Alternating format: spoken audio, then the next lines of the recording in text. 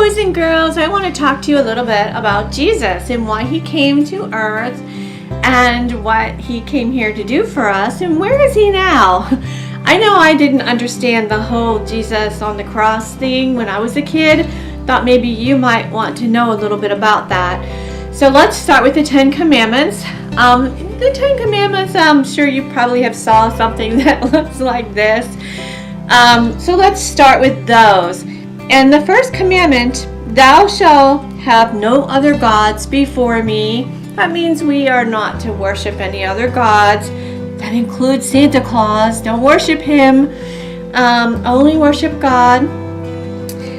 There shall be no graven images, so don't bow down to them or serve them. So no good luck charms, folks.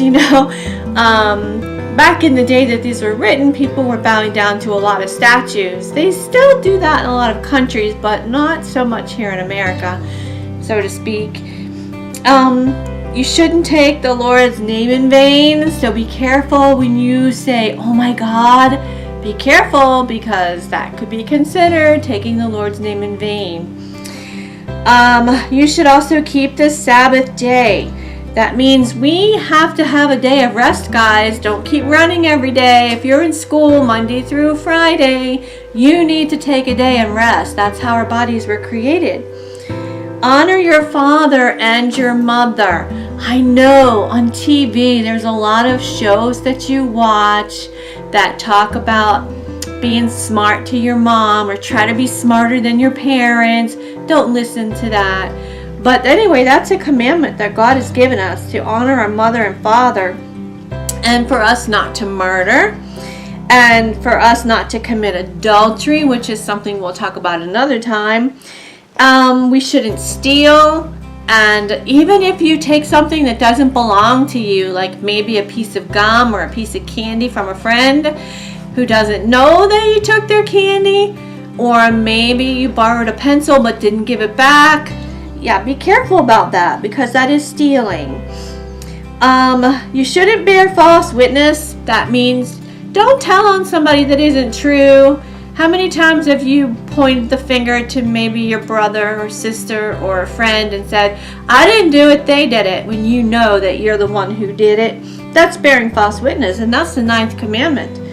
And the 10th one is not to covet anything. That means if your friend has a better book bag than you, don't desire to have their book bag. It's okay to want to work toward one for yourself that's just as good.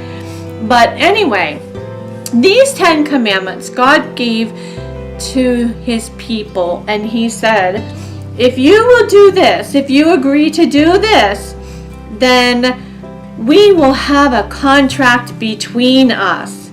We will be one. Well, the people said, yes, we'll do it. Okay, yes.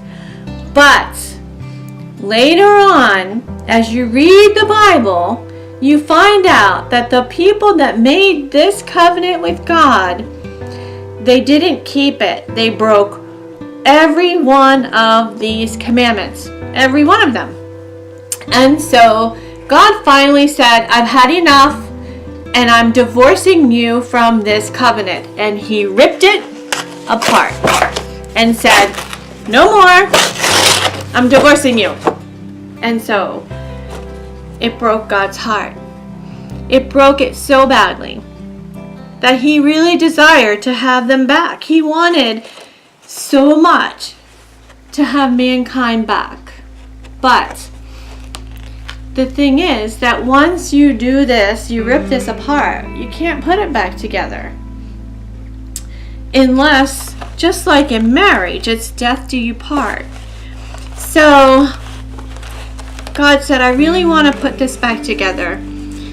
I love my people, so let me do this. I'm going to send someone, a very special someone, my very own son, the one who is the Word, who is my Word, and I'm going to send him, and I'm going to allow the arch enemy of myself to hurt him and let him take the punishment for everything that mankind did to break these laws.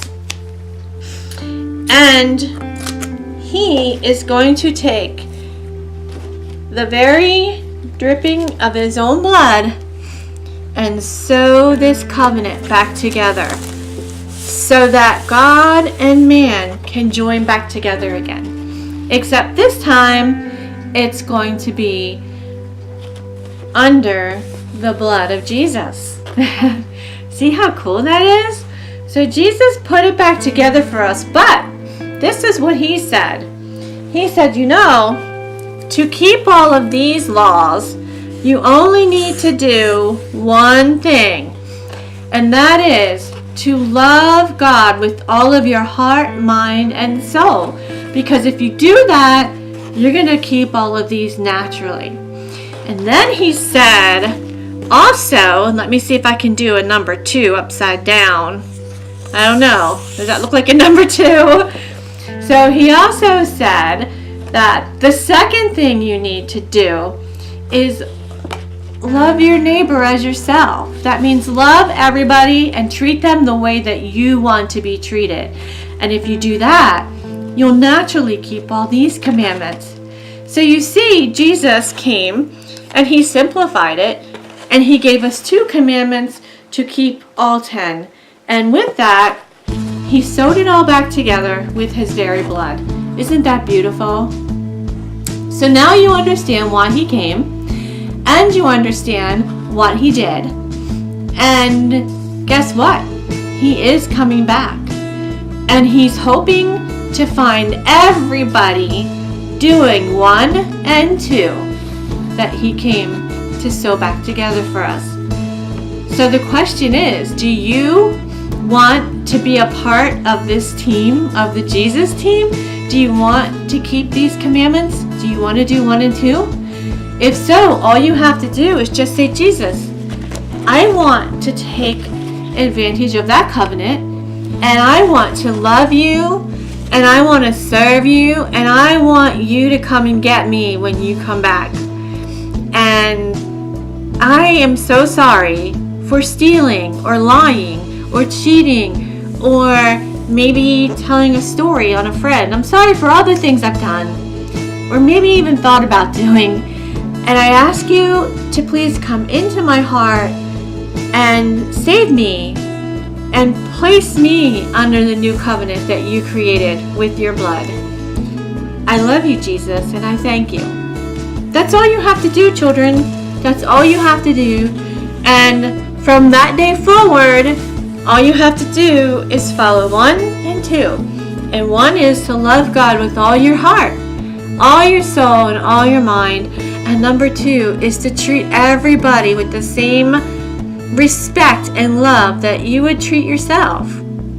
And when you do that, you would think to yourself, well, I don't want to steal my best friend's pencil because he's going to look for that pencil and he's not going to have it. So let me make sure I don't steal that. In fact, maybe I'll give him an extra pencil in case he loses one. You see? Because if you wanted an extra pencil, maybe he would want one too. See? So now you're treating him like you would treat yourself. And over here, when you're loving God with all your heart and mind, and somebody brings you a rabbit foot and says, hey, this is for good luck, and you're like, no, because God wouldn't want me to worship a rabbit foot.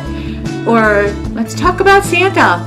Yeah, I know a lot of you think that Santa is better than Jesus, but he's not. And so always put Jesus first. Always.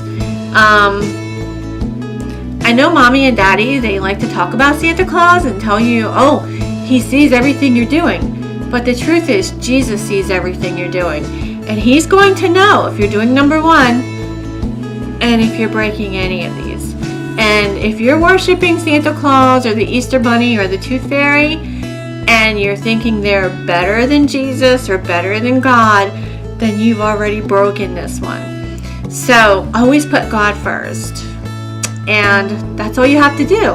And hey, if you slip up and maybe you accidentally told a lie or accidentally took something you shouldn't, it's okay. You just have to ask God to forgive you, and you move on. And then the next time that you're tempted to take something that isn't yours, or maybe not tell the truth, you remember 1 and 2, and you won't tell the lie, and you won't steal.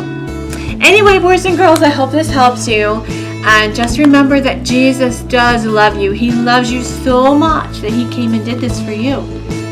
And God, his Father, loves you so much that he wanted this whole thing to be healed just so that we could all be together again.